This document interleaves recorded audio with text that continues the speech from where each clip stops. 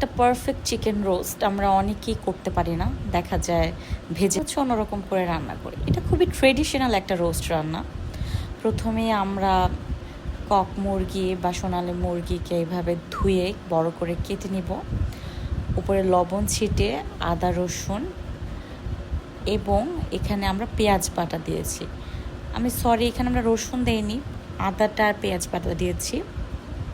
এখানে কালারের যেহেতু ভাজতেছি না, তাই কালারের জন্য জর্দার রং উপর দিয়ে আমরা ছড়িয়ে দিচ্ছি। এরপরে আমরা একটু বেশি পরিমাণের টক দই দিয়ে দিচ্ছি।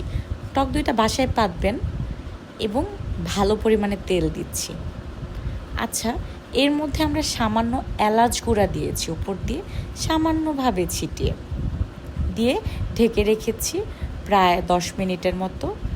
রান্নায় বসে জয়ফল জয়ত্রী দিয়ে এরপর আমাদের কাজ শুধুই রান্না করে যাওয়া আর এরকম একটা লুক।